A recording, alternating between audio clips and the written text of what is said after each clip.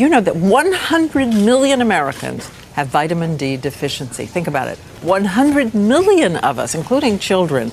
And experts say it could be critical in American health. Dr. Mehmet Oz is here to change that deficiency one viewer at a time. This vitamin is more and more implicated, as we said, in American health. Well, vitamin D, if I had to pick one vitamin to push to everybody to think about again in their lives, it's vitamin D. It actually becomes a hormone in our body.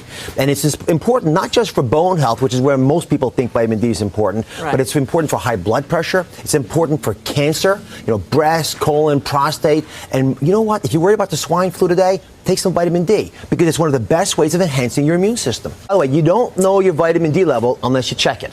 So you check it by a blood test. Simple to do, easy acceptable. Vitamin D is stored as something called 25 vitamin D. So you check that level, and your number one, it should be above 50. If it's between 30 and 50, you're not terribly deficient, but we usually try to supplement you. If you're below 30, you're way off the scale. Diane, what was your number? 15. Did you hear that? 15. It was 15 a few years ago, and my doctor, my wonderful doctor, tested it just on her own, by instinct, and put me on supplements. I would bet you that 60% of the people who are watching this show right now and can see my face have deficient vitamin D levels. And if you're dark-skinned or you're overweight, I can almost guarantee you, unless you're taking some type of supplement, because vitamin. Overweight, why? Because vitamin D is fat soluble, so the fat sucks it up, takes it out of the system. Oh, I see. And so for a lot of people, they don't recognize it. Let me show you a quick animation to show you why the sun is actually the best way of getting those numbers. And if you're in the sun for 15 minutes, Diane, you'll get about 10,000 units. So as I run this animation, you'll see that what happens is that melanin, the little bit of pigment, the bottom of the skin, begins to get released as you see more sun. And that little molecule that you saw at the very beginning, that was vitamin D being converted. So the sun rays hit us, converts the cholesterol in our body to vitamin D. That's why in the winter months, starting from right about now, our cholesterol numbers go up. Now, vitamin D was profoundly important to the history of medicine. Sanitariums, why did they evolve? They evolved because they knew that sunlight killed tuberculosis.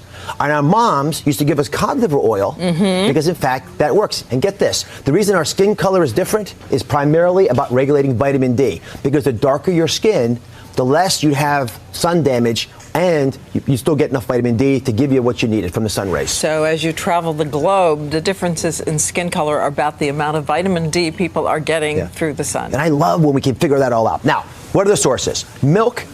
Reasonable source, but it's not the right kind of vitamin D. Even the vitamin D supplemented milk is not the right kind necessarily. Well, it's the vegetarian vitamin D2, and you want the animal version, which is what we need in our bodies. You can convert them. It's not that efficient. It's certainly a reasonable way of getting it, but it's probably not the best way of getting it. The sun, again, is the best way of getting it. And just to be clear on this, you want about 10 minutes to 15 minutes of direct sunlight when the shadow that you cast is shorter than you. But you want that much sun to convert. If you're dark-skinned, you need about an hour. An hour if you're dark-skinned? Yes. And can I show you something? We have a map, actually, of America. In this map, you've got a line that goes from Atlanta to Los Angeles.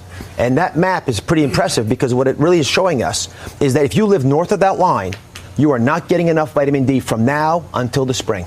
Because you're not going out enough of the time when the sun rays are high. Even more reason to go get it checked and see if you need supplements. Okay, fish, pretty good source? Fish are a reasonable source. You need this much fish to get the minimum amount that you need in a day. So most Americans aren't going to eat 5 sardines. So I would suggest getting cod liver oil if you want to take it that way. In fact, that's what we're going to challenge you to today, whether you're willing to take your cod liver oil. I'll take my cod liver oil. Hey! Oh, Lord. I've forgotten. It's been years. Oh, God. And one last little tip. We always talk about a multivitamin. You look unhappy.